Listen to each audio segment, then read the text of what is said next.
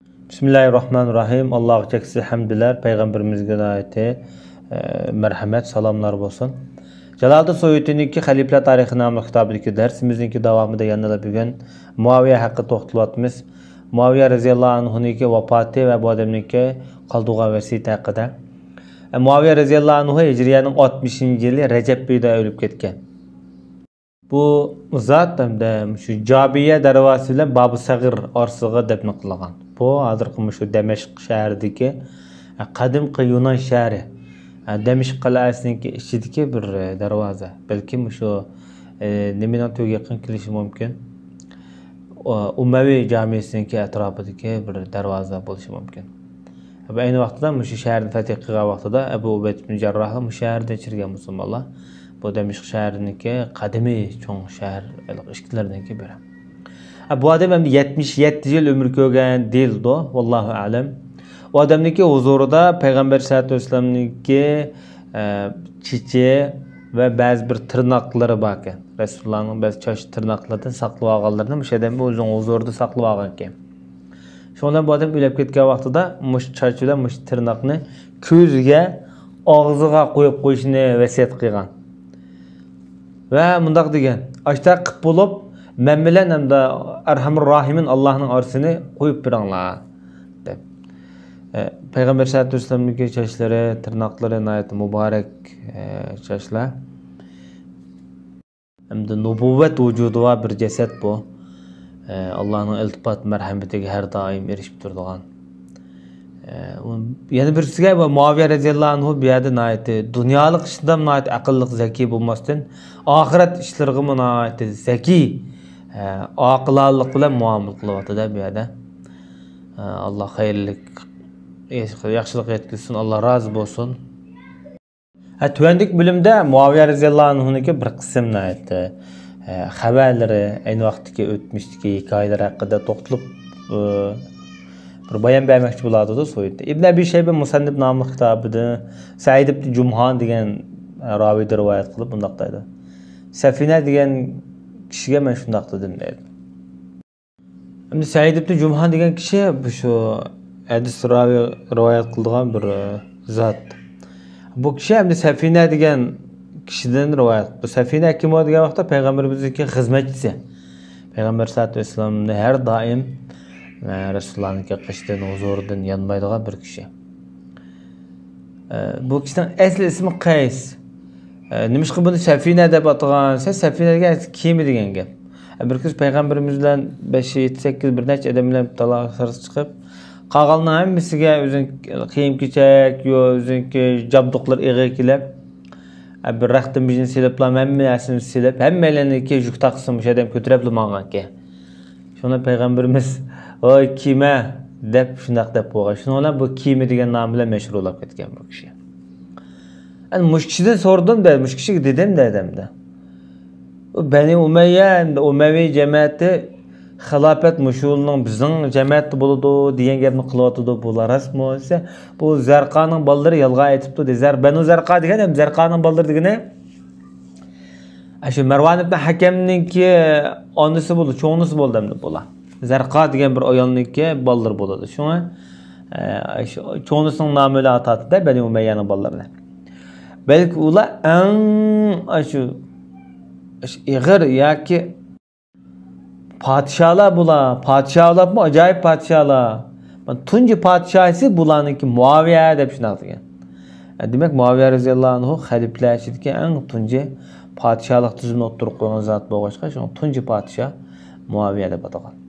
İmam Beyhaqi rahmetullahi aleyh İbn Asakir İbrahim ibn Suveyd el-Ermeni İbrahim ibn Suveyd degen bugünkü şu Ermen milletinden bu adı. Özüne ait Müslüman boğan.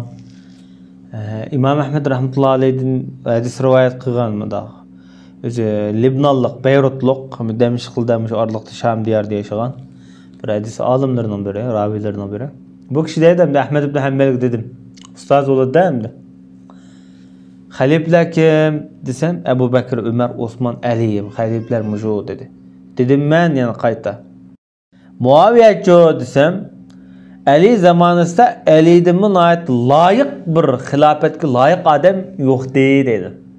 Muaviye to'g'riliq boshqa gap qilmay, Ali eng yaxshi nomzod edi xalifalikka dedi.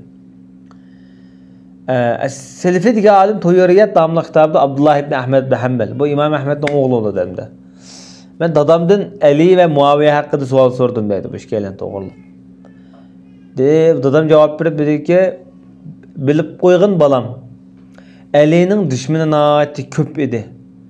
Düşmanlar bunun aybini izlep bundan hiç qanday ayb topolmay, onunla urush qilgan bir odamning qashiq keldi. Ya'ni Muaviyaning qashiq keldi.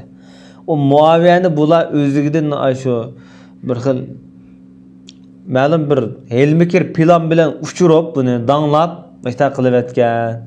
Deb shunday deb javob berdim. Boshqa gap qilmay, mushtalan bir bahona bergan dedi. Buna degende bir adamda Demişkler, Suriyelikler, asası Şamlıklar aynı vaqtida Muaviyani beknayet maqtagan. Hatta Muaviye to'g'riliq nurg'un kitoblarni yozgan, maqtab.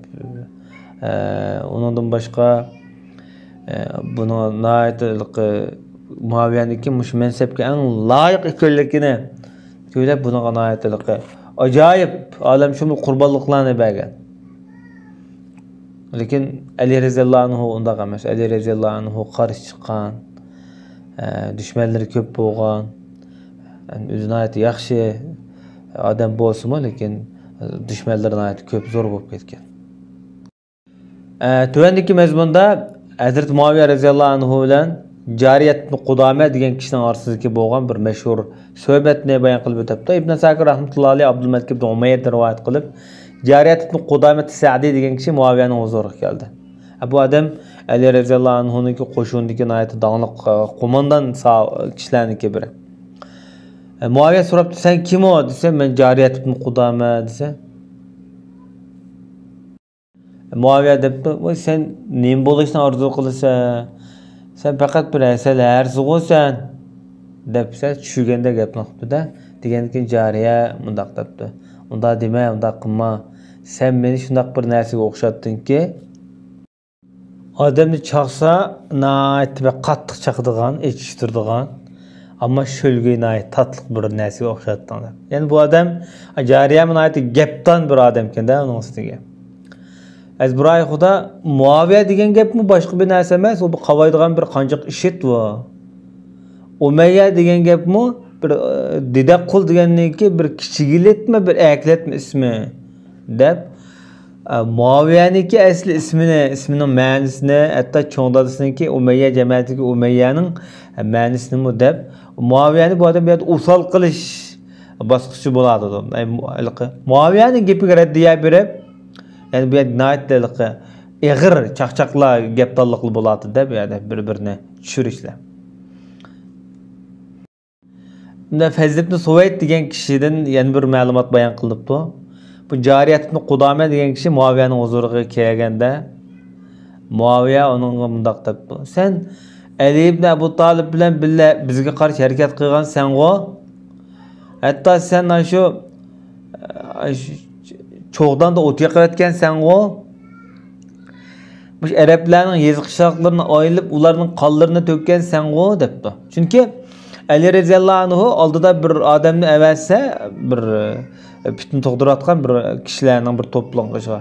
O Ali radhiyallohu anhu avatgan odamni o qarshi taraf o'tgan. Shuni Ali radhiyallohu anhu bu Jariyat ibn Qudamani avatgan vaqtida bu odam jiroqtillama shu go'ribli tug'a uyni qo'rshab ko'ydirib ketganda, tegida yıldızlı qurtib ekan. Shu gapni o'ziga selyapti bu yerda. Chunki o taraf Muaviya tarafdagi odamlarda. Sonra Jariya dediki, "Muaviya, Alining ishini qo'y, Alining ishi tugdamda.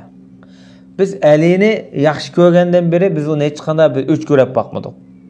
Biz unga ixlos qildikki, samimiy bo'ldikki, unga biz xiyonat qilmadik" deb javob berdi. Shuning bilan Muaviya gap qilib, "Voy Jariya, voy sening holingga. Biz sening oilang, ota-bovlaring, bir ota-onang nimanchi bir seni bir mushtabi sat bir Jariya, ya'ni didek bir qiz bola degan nomni qo'yib qo'ygan bo'g'aydi. Sen ularningki nazarda emaskansa, ya'ni ota-onangniki bir qimmatidagi bola emaskansa" deb, ya'ni tushiryapti bu yerda. O cariyemi bu yerde boş gelmedi ya yana. Degan ki derhal hazır cevaplı kılan. Ey Muaviye, sen mi bir atanan qanayet bir erzimes bir bola olap dikensen. Sen Muaviye dep atap demesma. Dep şuna qıpma. Muaviye degenge biz bayatan degende ki iştinki qavuşini ava deymiz Arapçada. Yani bu sözümsüz tercüme qılgan vaqtida yani qavaydigan qançıq iş degen boldu olmasın. Nauzubillah, Allah sizlarni hurmatli qilsin. Şunu ola Muaviye bunun başka cevap toplamay o anısı yok dep bu Araplarning hikayesida açık kelgan deydigan bir söz hem de şu sözünde de Cariye bu kishi yana boş durmay anam tuqqachqi men bo'lgan. Biz Sappen urushida sen bilan muloqot bo'lgan vaqtida qo'limizdagi qilichning sepi, ya'ni bizni bajima yana dedi. Sonra Muaviye sen bizga ta'disiz o'tamsan dedi. Deganki yani Cariye gap qilib sen bizni mecburi yo'sinda bo'ysundurmiding? Yoki sen bizni mecburi yo'sinda bizning bo'ysundurib bizni ishg'ol qilmading. Lekin sen bizga va'da qilding. Agar va'dangga vafo qilsang, biz bu va'damizga vafo qilamiz. Agar va'dangdan yuz o'rsang, oqimizda nurg'un odamlar bor. Savut kiyimlarimiz var. Ötkür neyse kılıçlarımız var. Bizge bir barmak hıyanet kılıp oldusan, sen sana biz bir gulaç hıyanet bilen, aldamçılık bilen, eğil mikro bilen aldan kelimiz dedi. Muaviye için olan, buna olan yani gep cevaplı şey verse hem de gep tep bulamadı boz gerek. Allah Taala sende adamni köpeytip koymuşsa, yani bir yaratmışsa degan mezmunda gap qildi. Demak bu jariyaning oyati boş kelmagan bu odamda. Muaviye bilan bo'lgan suhbatida. Abu Tufayl Amr ibn Vasilat sahabi bu sahabe rivoyat qilgan bir mezmunda bu kishi Muaviyaniki huzuriga kiribdi-da, uning Muaviye mundaq debdi. Sen Osmanlı o'tgan kishilarning qatorida shumi debdi. Yo'q, men Osmanlı o'tgandim dedi. Lekin men Osmanlı o'ltirgan kishilarniki qatorida shu so'rinni batdim. Osmonga men faqat yordam bermaganlar yerim bor dedi. Shunda Muaviye so'rabdi, nima qilsa yordam bermading desa, chunki muhojir ansarlar yordam bermagan dedi. Chunki vaqtda muhojir ansarlar hamda undaliqi o'ttiradi degan o'yda bo'lib boqmaganda.